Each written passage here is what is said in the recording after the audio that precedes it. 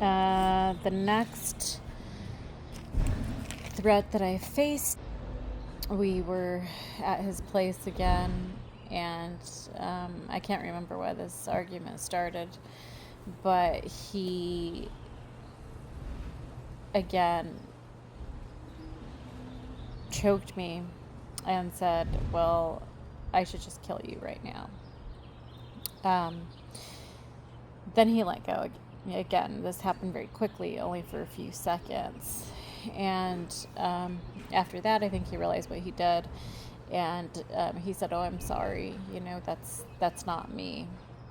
He went to the bathroom and came out with a loaded gun. He pointed it at his head and said that he was going to shoot himself in front of me. And I didn't know what to do, of course. I didn't want him to hurt himself. So I talked him down, and so he did calm down after a while, and he told me to just leave. I told him, okay, as long as you promise me that you're not going to hurt yourself. And he did, and so I gave him the space that he needed. And here again, when we made up, he said that he really wanted to make this change. He's having trouble quitting drinking.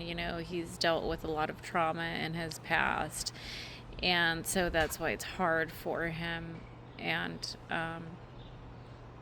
I understood that, so I believed him. I took him back. The next threat is I moved in with him. We're living together now. He comes in from working out. I'm inside and I'm like doing the dishes or something. And he tells me just to leave. He thinks that I should leave our home. I don't understand this, Off bat, I already knew his behaviors and patterns when he was drinking. So I asked him if he was drinking. That set him off. He again choked me. This time it was to the point of losing consciousness. I remember standing up by the sink. The next thing I know, I'm waking up on the floor with him standing above me, asking me what happened. I don't know. I'm confused. I'm just coming to, and he says, oh, you got knocked out, huh? Now do you see why you need to leave? You see why I'm so dangerous?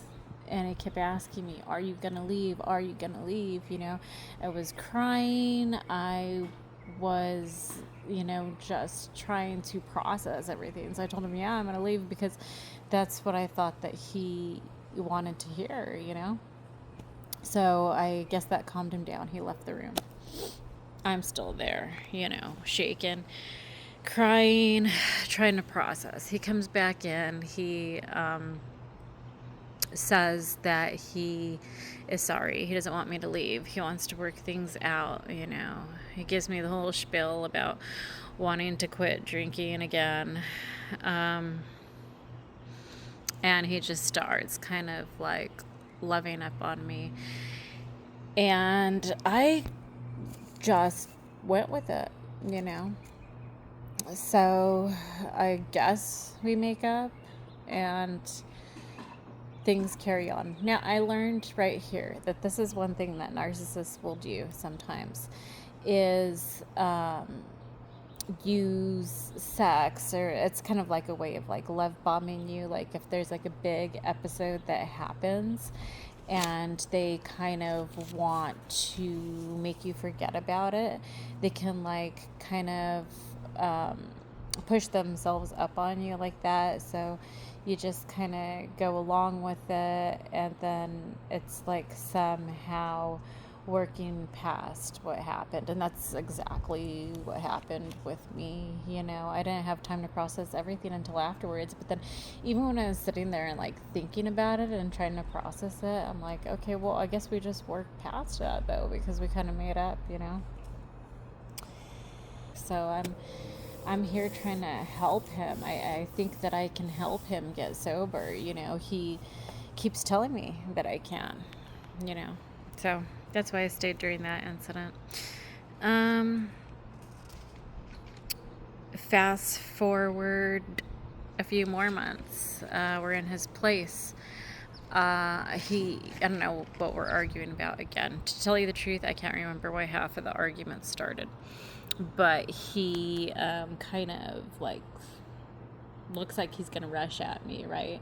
And at this point, he's gotten physical already in our relationship. So it scares me, and I run out with the phone in my hand. I'm in the parking lot wondering what to do, but I realize that the baby is inside alone with him, and I can't leave the baby alone when he's unhinged like that, So I didn't trust him alone with our baby.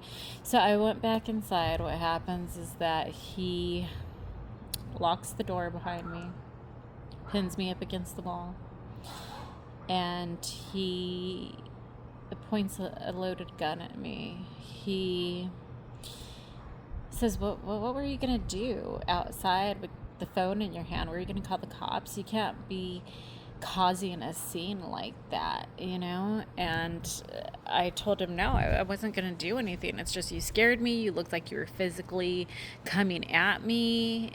And he's like, well, someone else could call the cops then, but I just need to take out the threat. You understand that?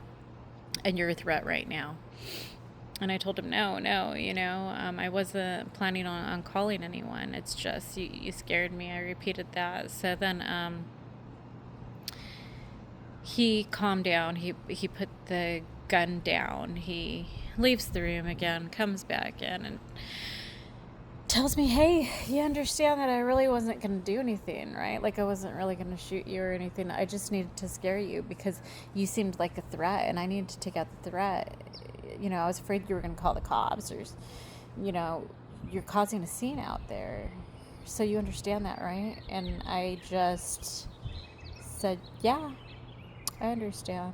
But to be honest with you, I didn't understand. But this really showed me how unhinged he was. I mean, of course I knew he kind of was, like erratic before. But I guess he never used like a weapon like that to threaten me. So this really took things to a whole nother level,